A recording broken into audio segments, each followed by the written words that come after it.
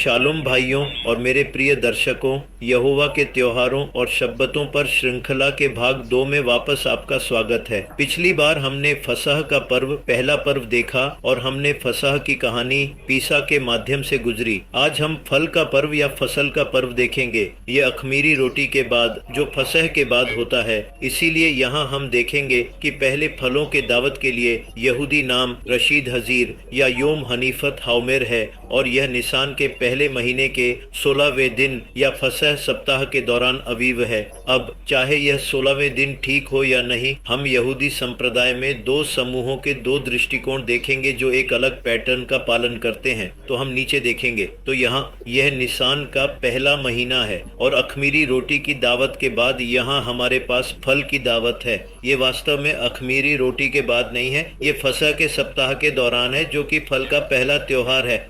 इसलिए हम देखेंगे कि लेविटिकस 35 आयत 9 कहता है और प्रभु मूसा को धब्बा देता है और कहता है किसने धब्बा देता है। प्रभु 33 आयत 10 कहता है इसराइल के पुत्रियों से बोलो और उनसे कहो जब वह उस देश में आता है जो मैं तुम्हें देता हूँ। तो वह किस देश के बारे में बात कर रहा है? यहोवा कनान देश के बारे में बात कर रहा है जो आज इसराइल है और उसका हाथ काटेगा। तब वह अपने हाथ के फलों का एक पट्टा याजकों के पास लाएगा। पट्टा एक पट्टा है। ओमर एक प्राचीन इब्रानी सूखे माप इकाई है, लगभग 2.2 लीटर, लगभग 9 कप है।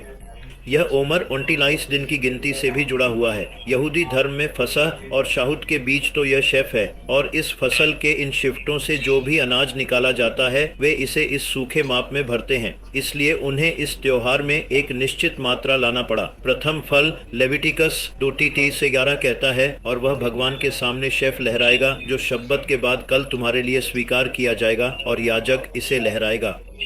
इसलिए यहाँ इस पर 2 व्याख्या हैं। फारिस या शहरी व्याख्या, शब्बत अखमीरी रोटी के पहले दिन 15वें दिन को संदर्भित करता है। ठीक है, इसलिए पहला दृश्य यह है कि शब्बत इस 15वें दिन को संदर्भित कर रहा है। इसलिए अगला दिन 16वें दिन पहले फल है क्योंकि यह पवित्र आराम का दिन है। लेविटिकस 33 जिसे हमने ऊपर देखा था। इसलिए पहला फल हमेशा निसान 16 पर आता है, विशेष शब्द के अगले दिन जो विशेष शब्द है। विशेष शब्द कुछ नहीं है अर्थात उच्च शब्द जो उच्च शब्द है। इसलिए वह इस शब्बत के बाद कह रहा है इस उच्च शब्बत। फिर यह त्योहार 16 फ्रूट और एक और दृष्टिकोण प्रलोभन या कराई दृष्टिकोण व्याख्या है। सप्त का अर्थ साप्ताहिक सप्त शनिवार को है जो अखमीरी रोटी के दावत के दौरान आता है। इस मामले में पहले फल हमेशा उस शब्बत के बाद रविवार को देखे जाते हैं अर्थात इसकी तारीख हर साल भिन्न होती है। ये दूसरा दृश्य ये मानता है कि फसह 14वें को था जो बुधवार है और अखमीरी रोटी 15वें गुरुवार को थी। फिर उन्हें 16वें शुक्रवार 7 शब्बत शनिवार को इंतजार करना पड़ा और उनके पास पहले फल यहाँ शुरू होंगे। लेकिन फरीसिक व्याख्या या हबेनिक व्याख्या कहती है कि अखमीरी रोटी के इस पहले दिन में अर्थात 15वें दिन एक उच्च शब्बत था। इसलिए इस उच्च शब्बत के बाद 16वें दिन यहाँ पहले फल का दावत शुरू हुआ। ठीक है, तो ये व्याख्या है। एक कहता है कि यह दिन है और दूसरा कहता है कि यह दिन है। तो आज किस दृष्टिकोण का पालन किया जाता है हम देखेंगे। यह बहस मसीह धर्म में भी महत्वपूर्ण है क्योंकि यीशुआ का पुनरुत्थान पहले फलों से जुड़ा हुआ है जो हम नीचे 1 कुरिन्थियों 15:20 में देखते हैं। लेकिन अब मसीह मृतकों से उठा है और उनके पहले फल बन गया है जो सोते हैं। इसीलिए वह उनमें से पहला फल था जो सोता था। इसलिए चूंकि नए वसीयत राज्य में यीशु सप्ताह के पहले दिन अर्थात शब्बत के बाद रविवार अर्थात शनिवार उठा गया, कुछ मसीही इसे प्रलोभन के दृष्टिकोण के अनुरूप देखते हैं। शब्बत के बाद रविवार को प्रथम फल रखते हैं। इसलिए कुछ मसीही इस प्रलोभन के दृष्टिकोण में विश्वास करते हैं अर्थात यह रविवार को आता है। लेकिन कुछ मानते हैं कि नहीं, यह अखमीरी रोटी के पहले दिन के बाद के दिन अर्थात 16वें दिन आता है। इसलिए दूसरे 2 दृष्टिकोण ऊपर हैं। लेविटिकस 2:30 और 12 कहता है और उस दिन जब वह पट्टी लहराता है और वह प्रभु को होम बलि के रूप में प्रथम वर्ष का बिना दोषपूर्ण मेमना भेड़ देगा। 23 आयत 13 कहता है और उसका मांस बलि तेल के साथ मिलाया गया 210 सौदा होगा जो 5 का प्रभु को एक मीठा सावो सुखद गंध के लिए दिया गया है। और उसका पेय बलि शराब से होगी। पीछे का चौथा हिस्सा, तरल का चौथा हिस्सा। प्रमुख लेविटिकस 2:3-14 कहता है न रोटी खाएं और न पार्चे भुना हुआ मकई है, न हरी मकई, न खेत के आर्किड, न खेत के फल के पेड़, जब तक कि वह प्रभु के पास बलि लाया है। इसलिए जब तक आप पहले प्रभु के पास नहीं लाते तब तक कुछ भी नहीं खाना चाहिए। यह एक विधि, एक रीति रिवाज या एक व्यवहार है जो आपके सारे निवास में सदा पीढ़ियों में रहेगा। इसलिए यहाँ हम हमने फलों की दावत के ऊपर देखा। एक दृष्टिकोण अखमीरी रोटी के पहले दिन के बाद था, अर्थात निसान के 15वें दिन के बाद अर्थात 16वें दिन था, और दूसरा दृष्टिकोण अखमीरी रोटी के त्योहार के दौरान है। उस शब्बत के बाद हुआ पहला शब्बत प्रथम फलों का त्योहार है। इसलिए अब हम पहले फल शब्बत के बाद अगला त्योहार देखेंगे, जिसे पेंटेकोस्ट भी कहा जाता है। ऐसा ही है। यह यूनानी शब्द पेंटेकोस्ट से प्राप्त है, जिसका अर्थ 50वां दिन है, क्योंकि यह त्योहार शब्बत से 50 दिन पहले फल के त्योहार या हास के त्योहार के बाद आयोजित किया जाता है। इसलिए यहाँ अखमीरी रोटी के बाद हमने प्रथम फलों का त्योहार देखा, और प्रथम फलों के शब्बत के 50 दिन बाद पंचवें रकम का त्योहार था। शब्बत हमेशा रविवार को क्यों गिरता है? प्रथम फलों के ओमर दावत या हवास त्योहार की गिनती 50 दिन शब्बत के बाद अर्थात शनिवार के बाद शुरू हुई। यह अखमीरी रोटी के दावत के दौरान साप्ताहिक शब्बत है। चूंकि गिनती हमेशा रविवार से शुरू होती थी, 7 पूर्ण सप्ताह 39 दिन गिनने का मतलब था कि 50वां दिन शब्बत हमेशा रविवार को गिरेगा। इस व्याख्या का पालन प्रलोभन, समरियन और कुछ आधुनिक कराटे यहूदियों ने किया। इसलिए लेविटिकस 20:15 कहता है, और आप शब्बत के बाद आगे से तुम्हें गिनना चाहेंगे, जिस दिन से वह लहर बलि का परिवर्तन लाया 7 शब्बत पूरी हो जाएगी। 23 कहता है 7 शब्बत के बाद आगे तक वह 50 दिन की संख्या रखेगा, और वह प्रभु को एक नया मांस बलि चढ़ाएगा। 23:17 कहता है तुम अपने निवास से 210वें सौदे के 2 लहर बलि रोटे निकालेंगे। वे बारीक आटे से होंगे और खमीर के साथ बेकन होंगे। वे प्रभु के लिए प्रथम फल हैं। 23:18 कहता है, और वह रोटी के साथ 7 भेड़ के बच्चे और 1 युवा बैल और 2 मेढ़े की पेशकश करेगा। वे प्रभु को अपने मांस और पेय बलि के साथ होम बलि के रूप में होंगे, यहाँ तक कि एक आग से बलि के रूप में प्रभु को होम बलि के रूप में होंगे। 23:19 कहता है तब आप एक बच्चे को पाप बलि के रूप में, बकरियों में से एक बकरी और शांति बलि के रूप में 1 वर्ष के 2 मेमनों को बलि के रूप में बलि देंगे। वे याजक के लिए, प्रभु के लिए पवित्र होंगे। लेविटिकस 35:21 कहता है, और तुम 7 दिन खुद पर घोषणा करेंगे कि यह तुम्हारे लिए एक पवित्र दीक्षांत हो। तुम इसमें कोई जीवित काम नहीं करेंगे। यह आपकी पीढ़ी के सारे निवास में सदा के लिए एक विधि रहेगी। इसलिए तुम कोई अतिरिक्त काम न करो। उस दिन आप रोजगार या श्रम का कोई कार्य नहीं करेंगे। लेविटिकस 33:22 कहता है, और जब तुम अपनी भूमि की फसल काटते हो तू शुद्ध अल्पकाल नहीं बनाएगा। अल्पकाल है जब तुम कटाई करते हो, अपने खेत के कोनों का अल्पकाल न करेगा और न फसल का कोई चमक इकट्ठा करेगा। तू उन्हें गरीबों और विदेशियों के लिए छोड़ देगा। मैं तुम्हारा भगवान हूँ। इसलिए यह निर्देश यहूदियों को शाहबोट या पेंटेक्सट के त्योहार के दौरान दिया गया था। और फिर हम देखेंगे इसके बाद तुंगाओं या रोश हशना का पर्व होता है। इसलिए तुंगाई के पर्व का बाइबल का नाम योम हुआ है, जिसका अर्थ तुंगाई फूटने का दिन या चिल्लाने का दिन। बाद में यहूदी परंपरा में इसे रोश हशना, यहूदी नए साल के रूप में जाना जाता था। इसीलिए यहाँ हम देखते हैं कि यह रोश हशना तिशरी के 7वें महीने पर गिरता है। 330 कहता है, और भगवान स्वैग और मोसी कहावत कहते हैं, इसराइल के बच्चों से बात करें, कहते हैं महीने के पहले दिन के 7वें महीने में एक शब्बत होगा, पवित्र दीक्षांत के तुंगारे बजाने का एक स्मारक। आयत 25 कहती है तुम इसमें कोई जीवित कार्य नहीं करोगे और न ही श्रम का काम करोगे, लेकिन प्रभु को आग से बलि चढ़ाओगे। उपरोक्त बातें साप्ताहिक शब्बत और शास्त्र में अन्य स्थानों के बजाय वार्षिक शब्बत के बारे में बात कर रही थी।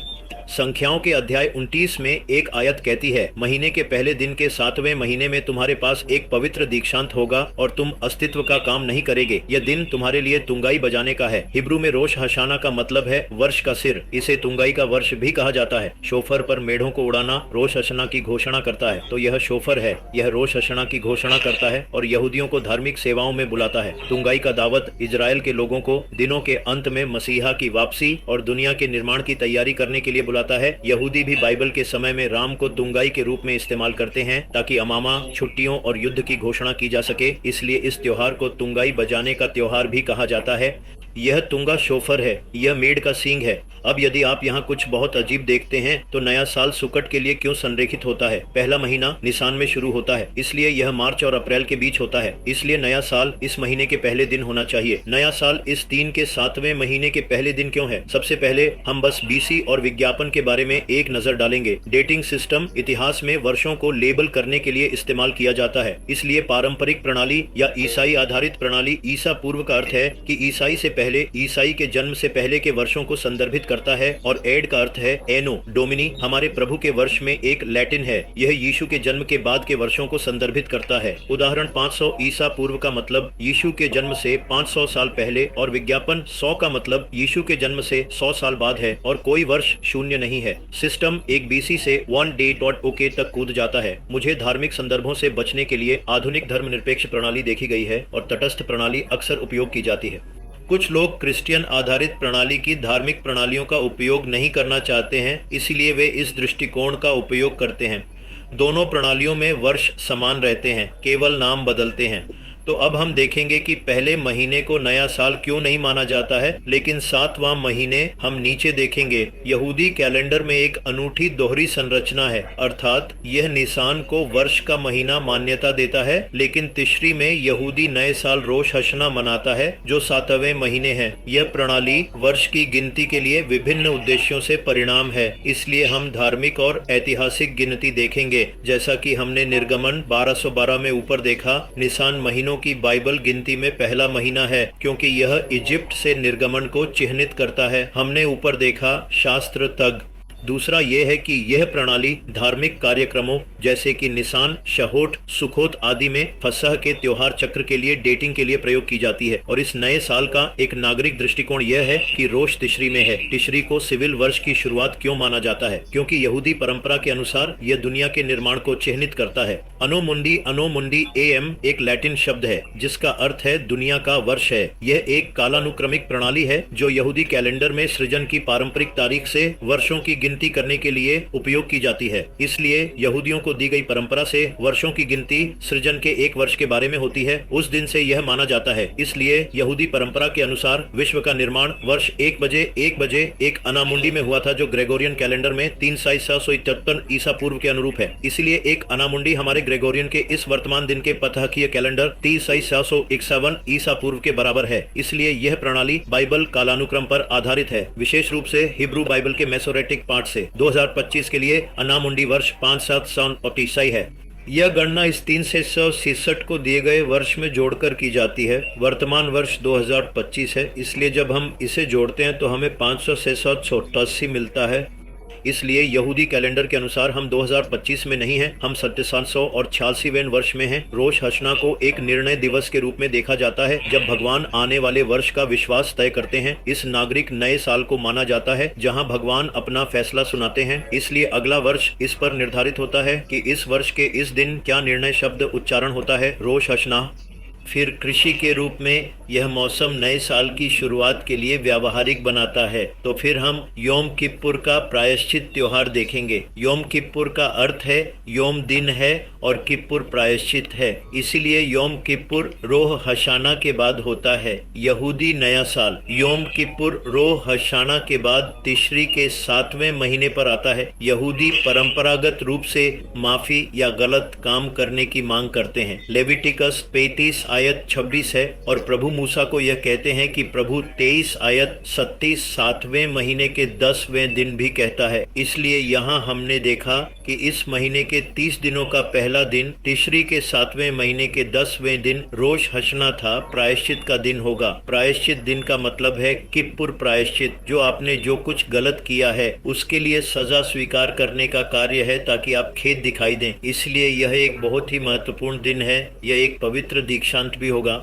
पवित्र दीक्षांत एक जनसभा, पवित्र सभा, पवित्र पढ़ना है। तुम अपनी आत्माओं को दुख पहुंचाओगे, अपनी आत्माओं को विनम्र करोगे और प्रभु को आग से बलि चढ़ाओगे। तो इस त्योहार में क्या शामिल है? तोरा से पढ़ना और पेनिटेल प्रार्थनाओं का पाठ करना। पेनिटेल तपस्या की प्रार्थनाएं हैं। लेविटिकस 23:28 कहता है, तब उस दिन तुम कोई काम न करो, क्योंकि यह प्रायश्चित का दिन है। यह प्रायश्चित करने का दिन है। यहाँ दो बातें देखने को मिलेंगी। प्रायश्चित का दिन है, ठीक का दिन है, और यहाँ तुम देखते हो प्रायश्चित करने के लिए, यहाँ तुम एक प्रायश्चित देखते हो और फिर उस दिन प्रभु के सामने तुम्हारे लिए प्रायश्चित करो। अतः यह गलत का मुआवजा दिन है, यानी यह सजा स्वीकार करने का दिन है।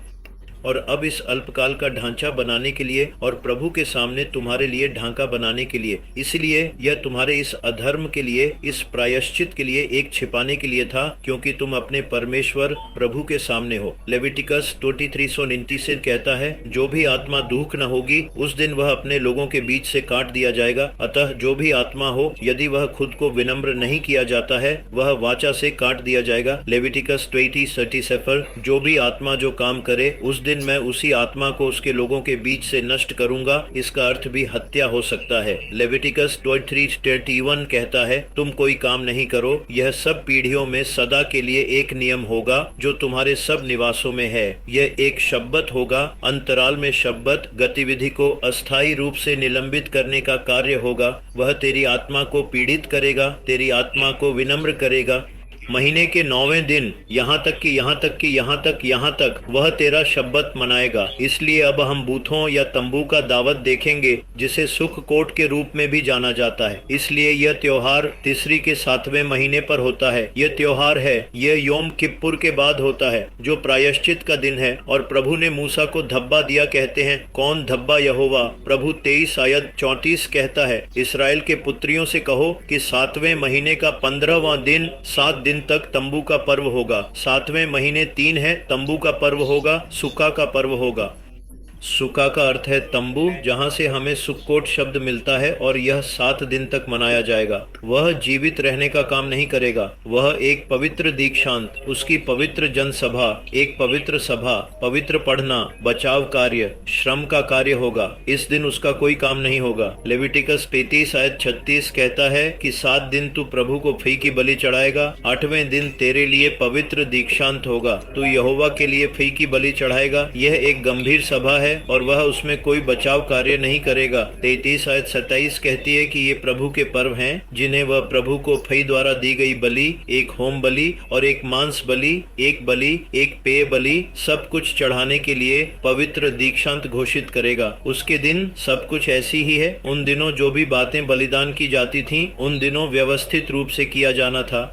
लेविटिकस 33:38 कहता है कि भगवान के शब्बतों के बगल में ये शब्बत इन इंटरमिशन, समय की एक अवधि जिसके दौरान कुछ जारी रखने से पहले रुक जाती है, वह फिर से उच्च शब्बतों के बारे में बात कर रहा है। लेविटिकस 23:39 यह भी कहता है कि 7वें महीने के 15वें दिन अर्थात तीसरी, जब वह देश के फल में इकट्ठा हो जाएगा, तू प्रभु का पर्व 7 दिन रखेगा। पहला दिन शब्बत और 8वां दिन शब्बत होगा। तो सभी उच्च त्योहार, या तो यह एक दिन का त्योहार था, या उच्च शब्बत था, या यह 7 दिन या 8 दिन का त्योहार था। उन दिनों में पहला दिन उच्च शब्बत और अंतिम दिन होगा, चाहे 7वें दिन हो या 8वें दिन। लेविटिकस 23:40 कहता है, और वह पहले दिन आपको धनुष ले जाएगा। धनुष अच्छे पेड़ों के फल, ताड़ के पेड़ों की शाखाएं और मोटे पेड़ों के धनुष हैं। धनुष शाखाएं, मोटे पेड़ों की पतली शाखाएं और धारा के विलो हैं। धारा के विलो नदियों की धारा की लंबी पतली शाखा वाला पेड़ है, और वह 7 दिन तेरे परमेश्वर प्रभु के सामने आनंद करेगा। लेविटिकस 20:40 कहता है, तब वह साल में 7 दिन प्रभु का पर्व मनाएगा। वह आपकी पीढ़ी में सदा के लिए एक विधि रहेगा। वह आपकी पीढ़ी में सदा के लिए एक रीति रिवाज या एक व्यवहार रहेगा। वह 7वें महीने में, इस 3 महीने में मनाएगा। 3 लेविटिकस 23:20 कहता है, वह 7 दिन बूथों में रहेगा। वह तंबू में 7 दिन रहेगा। जो इजराइल के जन्म वाले हैं वे बूथों में रहेंगे, जहाँ वे 7 दिन तक बूथों में रहेंगे। लेविटिकस 23:38 कहता है कि आपकी पीढ़ी को पता चल जाएगा कि जब मैंने इजराइल के पुत्रियों को मिस्र देश से बाहर लाया, तो मैं उन्हें बूथों में रहने के लिए बनाया था। मैं तुम्हारा भगवान हूँ। और 23:34 कहता है, और मूसा ने इजराइल के पुत्रियों को दावत घोषित किया प्रभु के त्योहार। और आज के आधुनिक यहूदी देखते हैं कि वे अपनी संपत्ति के बाहर या अपने घरों के पास कहीं बना सकते हैं। वे ये अस्थायी आश्रय, ये तंबू बनाते हैं और वे उसमें 7 दिन तक रहते हैं। सुकट या जूते या तंबू यहूदी छुट्टी जो योम किप्पुर के 5 दिन बाद होती है, इसलिए यह त्योहार योम किप्पुर के 5 दिन बाद होता है। प्रायश्चित का दिन यहूदियों ने वादा की गई भूमि के रास्ते में रेगिस्तान में बिताए वर्षों और जिस तरह परमेश्वर ने रेगिस्तान में उन्हें बचाया वह मनाता है। तो यह एक याद दिलाने वाली बात है जिसे उन्हें प्रतिबिंबित करना होगा। तो फिर हम अगला त्योहार देखेंगे हनुक्का। इसीलिए यह हनुक्का किस्लेव के 9वें महीने पर आता है। यह यहूदी छुट्टी है, हम नीचे देखेंगे। तो हनुक्का के दौरान क्या हुआ? हनुक्का को प्रकाश के त्योहार के समर्पण का त्योहार भी कहा जाता है। यह यूनानी चयनित साम्राज्य के खिलाफ यहूदी विद्रोह के बाद जेरूसलम में मंदिर के पुनर्समर्पण की याद में है। यह नवंबर से दिसंबर के बीच किस्लेव महीने में मनाया जाता है। 8 दिवसीय त्योहार है, इसलिए हम इस त्योहार की ऐतिहासिक पृष्ठभूमि देखते हैं। 167 ईसा पूर्व में एपीपन के लिए चयनित राजा एंटियोचस लगाया गया था। यहूदियों की संस्कृति ने टोराह के पालन पर प्रतिबंध लगा दिया और वेदी पर एक सूअर का बलिदान करके और इसे ज्यूस को समर्पित करके एक मंदिर का अपमान किया। इसलिए यह राजा एक परंपरागत राजा था जिसने ग्रीक संस्कृति का परिचय दिया और अपने टोरा यहूदी संस्कृति पर प्रतिबंध लगा दिया और उसने इस मंदिर में एक सूअर का बलिदान दिया और एक मंदिर का अपमान किया और इसे अपने देवता ज्यूस को समर्पित किया। इससे यहूदा मक्काबी और उसके भाइयों के नेतृत्व में मक्काबी विद्रोह हुआ। 3 साल के युद्ध के बाद यहूदियों ने 160 ईसा पूर्व में यरूशलेम और दूसरे मंदिर को पुनर्जीत कर लिया जो ईसाई के जन्म से पहले है। तो चमत्कार क्या था? जब मक्काबियों ने मंदिर को फिर से समर्पित करने की कोशिश की तो उन्हें मेनोरा मंदिर के दीपक के पत्थर को प्रज्वलित करने के लिए शुद्ध जैतून के तेल की आवश्यकता थी। उन्हें एक दिन के लिए तेल का केवल एक छोटा जार मिला। चमत्कार के रूप में तेल 8 दिन तक चला जब तक कि वे और तैयार नहीं कर सकते। यहाँ तक कि इससे हनुक्का का 8 दिवसीय उत्सव भी हुआ। इस त्योहार में एक चमत्कार हुआ। मृत तेल जो एक दिन के लिए पर्याप्त था इस मेनोरा को 8 दिन तक जलाता रहा। तो हम देखेंगे नए तेल तैयार करने में 8 दिन क्यों लगते हैं। यहूदी परंपरा कहती है कि मंदिर का तेल अनुष्ठान से शुद्ध होना चाहिए, जिसका अर्थ है कि केवल विशिष्ट पुजारी इसे तैयार कर सकते हैं। तेल के नए बैच को तैयार करने और शुद्ध करने में 4 दिन लगे। फिर तेल को परिवहन करने और मंदिर के उपयोग के लिए पवित्र करने में 4 दिन और लगे। इस प्रकार कुल समय लगभग 8 दिन था। यही कारण है कि हनुक्का का चमत्कार इतना महत्वपूर्ण था। इसलिए यह तथ्य कि तेल का एक छोटा जार 8 दिनों तक जला गया था ताजा शुद्ध जैतून के तेल को मंदिर के मानकों के अनुसार तैयार करने के लिए पर्याप्त समय दिया गया था। यह चमत्कार हनुक्का उत्सव का दिल है। और फिर हम देखते हैं कि यीशुआ खुद हनुक्का का त्योहार मनाते हैं। इसलिए जॉन 2010 में 22 आयत 23 में यीशु का उल्लेख है कि समर्पण के त्योहार के दौरान यरूशलेम में होना हनुक्का या चनुका है। यह दिखाता है कि यह उनके समय में मनाया गया था। जॉन 10:22 कहता है और यह समर्पण के त्योहार था और यह सर्दियों नवीकरण या समर्पण का त्योहार था।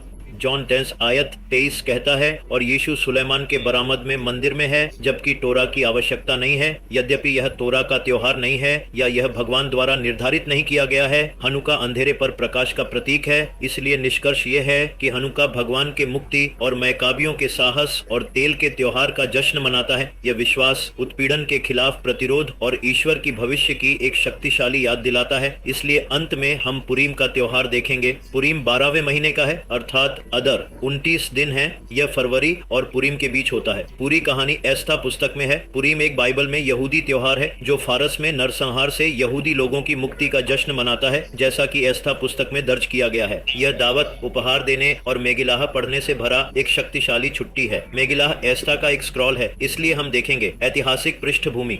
पुरीम राजा अहाशिरस के शासनकाल के दौरान होता है जो कि 5वीं शताब्दी ईसा पूर्व के आसपास फारस का है। राजा के बुरे सलाहकार हमान ने राजा में सभी यहूदियों को नष्ट करने की साजिश रची। रानी, क्योंकि यहूदी महिला राजा के पास पहुंचने और हमान की दुष्ट योजना को प्रकट करने के लिए अपनी जान जोखिम में डालती है। ईश्वर की भविष्य के माध्यम से यहूदी लोगों को बचाया गया और इसके बजाय हमास को फांसी दी गई। इसलिए भगवान ने हमान की योजना को उलट दिया और राजा ने इसके बजाय हमान को निष्पादित किया। तो इसे पुरीम क्यों कहा जाता है? पुरीम का अर्थ इब्रानी में बहुत सारे प्रभु के पासा का जिक्र करता है कि हमान ने यहूदियों को नष्ट करने के दिन को निर्धारित करने के लिए डाला है, जो हम एस्टेर की पुस्तक 3 आयत 7 में देख सकते हैं। यहूदियों का विनाश होना चाहिए। यह यहूदियों के मोक्ष और यहूदियों की जीत का उत्सव बन गया। आखिरकार हम यहाँ त्योहारों को देख सकते हैं। पहले महीने में हम निशान देख सकते हैं। यहाँ हम फसह देखते हैं जो कि पीसा है, केवल एक रोटी और उसके बाद पहले फल होते हैं। और फिर 50 दिन बाद हम तीसरे महीने में सिवन को देखते हैं। हम पेंटेकोस्ट के सप्ताहों का त्योहार देखते हैं। फिर 7वें महीने में श्री का त्योहार होता है। हम तुंगों का त्योहार रोश हशना देखते हैं। फिर हम प्रायश्चित दिन योम किप्पुर देखते हैं और तंबू सुकोत देखते हैं। और 9वें महीने किस्लेव को हम हानु देखते हैं और 12वें महीने को ऐदर पुरीम का त्योहार देखते हैं। इसीलिए भाइयों, सभी त्योहारों को मनाने के लिए अनिवार्य रूप से सम्मानित किया गया था, लेकिन इनमें से केवल 3 त्योहार तीर्थयात्री त्योहार थे जहां यहूदियों को यात्रा करनी पड़ी। वह है, एक निसान के महीने में है, एक तीसरे महीने शिवन में है और फिर हमारे पास तिश्री के दौरान है। इन 3 बार यहूदी पुरुषों को इस त्योहार का जश्न मनाने के लिए अपने पहले फल लेकर यरूशलेम पहुंचना पड़ा। यहाँ भाइयों, हम इस श्रृंखला को प्रभु के त्योहार और शब्बतों पर समाप्त करेंगे। यदि आप समझ नहीं पाए तो फिर से जाओ, क्योंकि यह नए नियम की कई आयतों को समझने में महत्वपूर्ण भूमिका निभाएगा। हम तभी समझ सकते हैं जब आप इन त्योहारों को समझते हैं। इसलिए यह हमारा महत्वपूर्ण महत्व है। और क्या, और जब तक हम फिर से मिलते हैं, शालोम।